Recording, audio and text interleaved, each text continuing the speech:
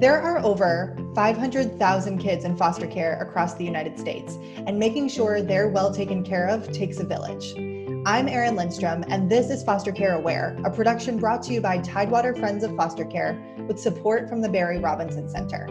If you've had it on your heart to become a foster parent, volunteer, donor, advocate, or just want to learn more, you're in the right place. For more information on how to move forward, head to fostercareaware.org/next steps. And now I'm thrilled to share today's segment with you. Hey there, I'm Erin Lindstrom, and I am joined by Audra Bullock, the President and Director of Tidewater Friends of Foster Care. And from the Children's Trust Fund Alliance, we have Corey Best and Gloria Torma. Corey and Gloria, thank you so much for joining us today. I'm really excited for this conversation.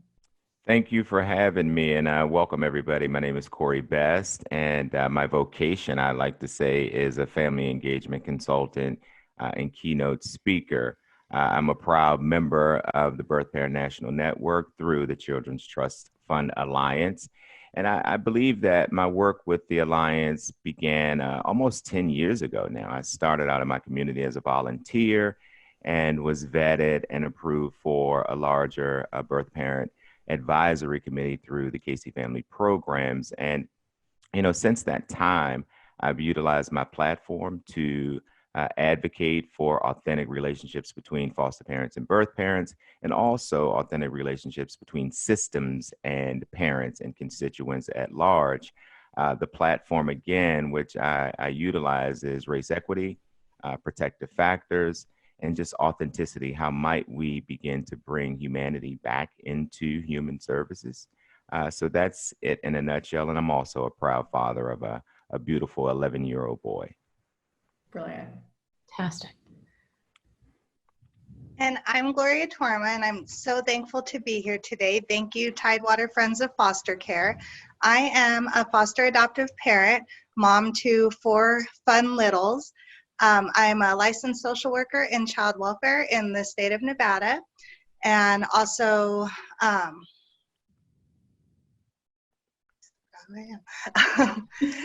national co-chair for the Birth and Foster Parent Partnership through the Alliance as well.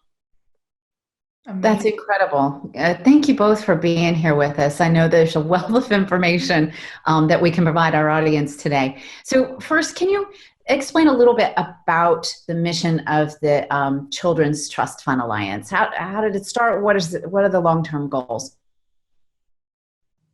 Well, I guess I'll start, and maybe Gloria, if I leave something out, you can definitely chime in. I mean, there's so much that it would take up about half the day. My work with Teresa Raphael and Meryl Levine with the Alliance, I've learned that their mission is really to support an environment of supporting parents, right? A culture of support through the lens of primary prevention. And as we know in child welfare, that definition varies. So child welfare's definition of prevention is typically preventing kids from entering foster care, while the Alliance is a member organization of multiple children trust funds around the state. They view things from a public health approach. How might we prevent things from happening in the first place through the lens of a socio-ecological model, where the Alliance's foundation, I feel, is that a child is not in isolation. They reside or thrive within the context of a parent, that parent or caregiver within the context of a greater community, and that community within the context of a greater society. And how might we all work together to ensure that we're meeting needs of families before a need becomes a crisis or higher risk for families. Through that work, the Alliance has also been integral in creating platforms and opportunity for national policy changes when it comes to on-the-ground preventative services for communities.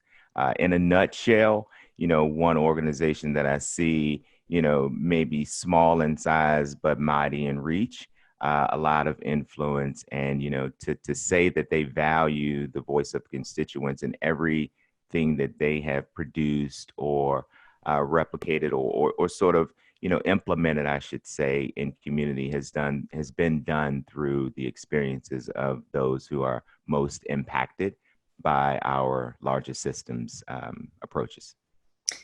Incredible. And so I know we talked with Marky Hunt earlier from Casey Family Programs, and one of the big initiatives, I mean, of course, when a child enters foster care, their family is in crisis, right? And I think a lot of people believe that they're coming to the realm of foster care to help children, but it's really families helping families.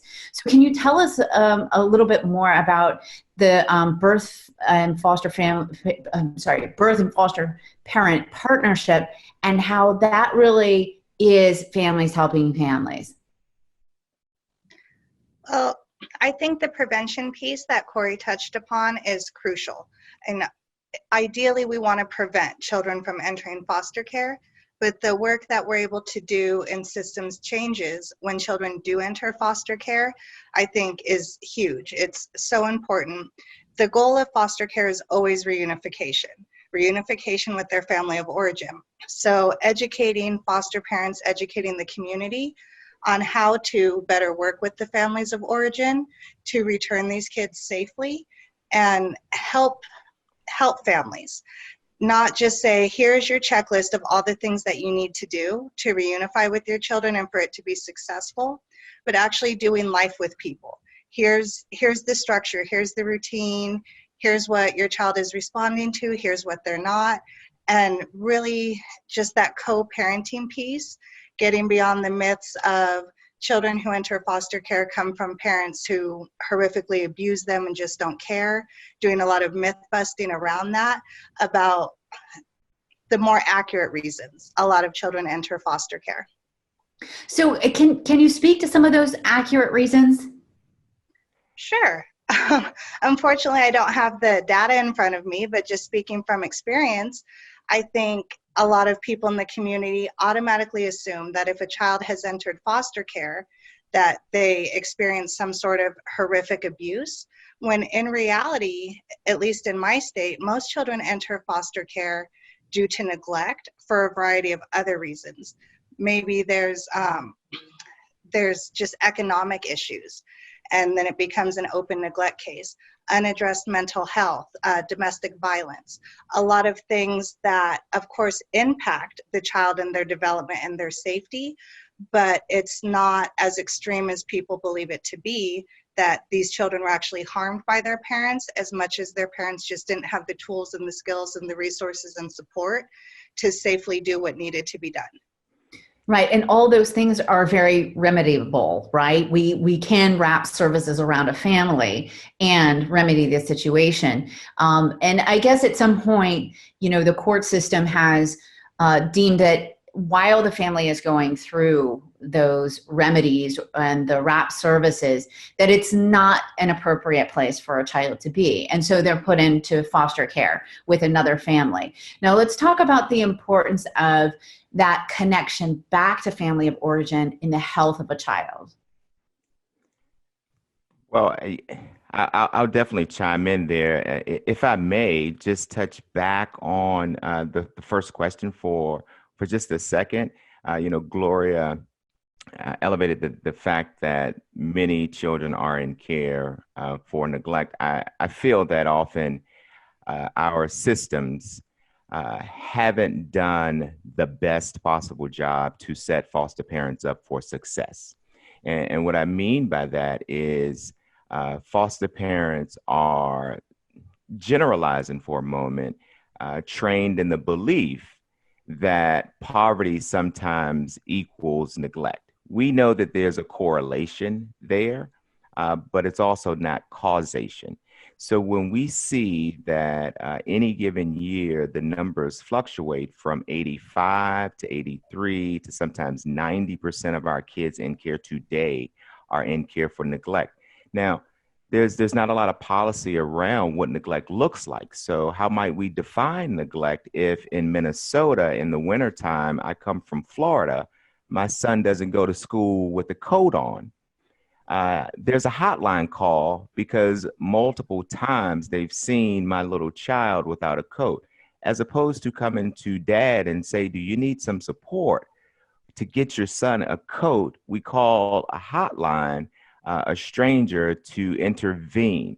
Once that intervention is commenced, it's harder for families to get out of the system and much easier to come in. And I think when we look at neglect versus poverty, there are several schools of thought.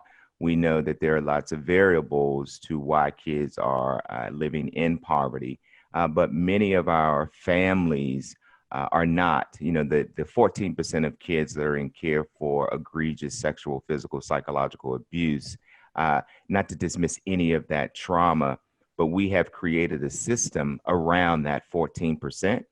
And we respond and react to all families the way we react to kids that are experiencing prolonged traumatic experiences in their homes. So when we began to value, as Gloria mentioned, you know, people doing life together, right? People supporting one another together. I think it relieves a lot of stress from the foster parent demographic to say, we're coming into this role, we're coming into this community with the notion that we're going to stay connected. We're going to make sure that we minimize all trauma of removal and recognize that even when there are some things that may be a little bit chaotic, but not unsafe in an environment, a child does best with their primary caregiver. And if not, if they can't live in that home, they still require the nurturing from that bond with the caregiver. And you mentioned, so I guess that takes me to, you know, the importance of keeping family together. So I look at, you know, as I mentioned, justice is a platform, and I'll simplify what I mean. In foster care, it reminds me of the justice system to a degree. What I feel we haven't done very well at and have a great opportunity to do is that innocent goes in, innocent stays out, and guilty goes in. We have children that have been in care for 30 days, right? So why was a child removed and then returned in 30 days? What conditions could have been remedied up front to ensure that we did not disrupt that connection? The benefits are so many when it comes to the relationship and the nurturing that has to happen for a child in early development. I'm sure many of you have heard of the serve and return. So when a child receives the nurturing and the care of their primary caregiver, their brain develops at a much higher rate than other children. And we see that unfortunately 23,000 kids age out of our systems annually. And it's unfortunate that we really don't have a tracker on where they are today. So how might we do better by maintaining family connections by any means necessary? And that's inclusive of the foster care population being a part of that village, because the more developmental assets that my child has, the better off he'll be in life, as opposed to it being a new family or a replacement family. How can foster parents and birth parents really create this network to become a shared family, right? Mm-hmm. A blended family of sorts. That's the mantra. And I think that that's what love would do, right? Yeah, absolutely. I love that. Thank you for sharing. And one of the things that I really grabbed from that as you were speaking is the shift from being a savior into being a supporter, because it really is so much more about the community coming together than just one person doing something for the child. I was wondering, so many times, you know, when we're talking about the stats, I think people become afraid and kind of almost freeze up in the process of even considering becoming a foster parent. And I would love to hear a little bit from both of you, maybe like just a snippet of like a small personal story where you've seen success through the different things that you're working on in the foster community. Wow, I could tell you 100 great stories, but in the interest of time, one of my favorite personal stories is a little baby that we had fostered, and immediately I just felt super connected with her mom. And we developed this great friendship, and it never felt like birth parent, foster parent. It felt so collaborative. She embraced my children. We ended up connected with the paternal grandparents, with the dad. As the case went on, it truly just became two sets of families that were doing life together. And when the child reunified, and it's been almost 3 years now since her reunification, and the family's doing great. Her father and my husband work together. It is still truly just doing life. But one of the things that always stands out to me is I feel like when we talk about birth parent and foster parent relationships, we often elevate what the foster parents bring to the table in the relationship with the birth parents. But I just feel like it's so important to point out the equality in what both people get, because this woman has become one of my dearest friends and a huge support. When my youngest son was in the hospital, she was one of the first people to reach out and ask what she could do for my other children. And that's huge. It can't just be, as the foster parent, here's what we do to make these great successes happen. It takes all of us, and recognizing the great things that each party brings to the table for the success of the family, for the child, for everybody. You know, I too have a wonderful story, and you think about Gloria, your point of that there's a mutual deposit there, right? So we input and we withdraw something from healthy relationships. I facilitate a support group in Florida, and we invite the general community, but primarily it's families who are experiencing the child welfare system, because there's a level of stereotype threat there. There's a level of, diminished esteem. And, just imagine what it feels like to be sort of given the message that you're a bad parent and we're going to place your beautiful child with a better family, right? That's sort of the mentality. But we have this couple that are adoptive and foster parents, and they're not biological parents themselves. So they were kind of, they felt a little funny coming to a parenting group with moms and dads who were going through the child welfare system. And it was unbelievable how they began to open up, begin to share, and to begin to really acknowledge that they actually learned how to parent other people's kids from parents who had gone through the child welfare system. So the group became sort of their support system. And they recognized from the group that one way of explaining when foster parents don't have children is to say that we've all come from a family, so I know what love feels like, right? Like that's what he took from a group of parents who one day were in crises and worse situations, but people never lost hope. And they believed that the outcome was possible. So that's always a heartwarming story to talk about. I love that. That's so interesting too. Just taking yourself out of it and stop worrying about being a parent for a minute, because we've all been children and we've all been through the experience of growing up before, and kind of put ourselves in those shoes of, okay, what did I need as a child? And then how can I create that here? Yeah. Amazing.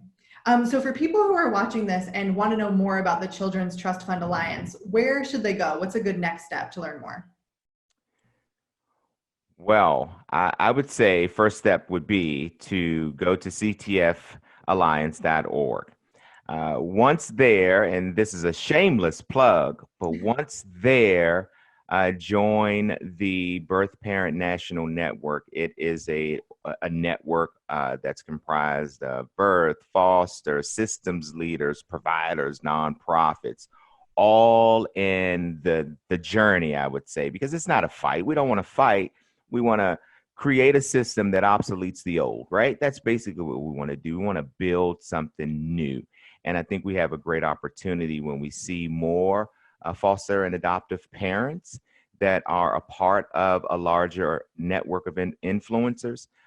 So when you get to ctfalliance.org, it's a free membership.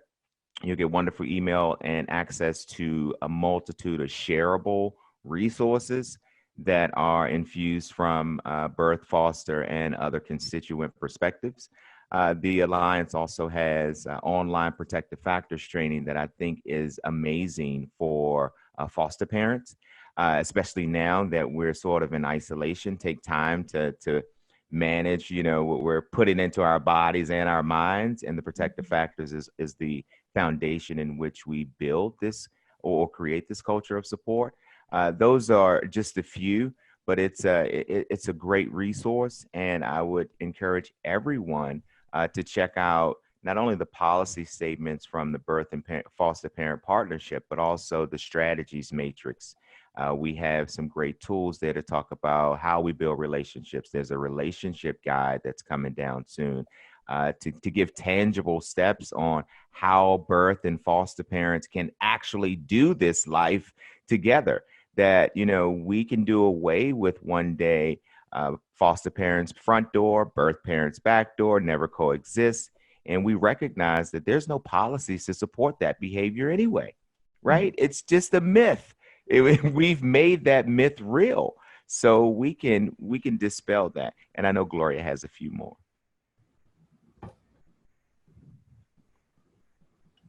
I feel like you pretty well covered it. I do think that the different trainings that we offer, I feel is a really great place to start, and giving people the opportunity. All of the tools, all of the trainings we use, they're not secret.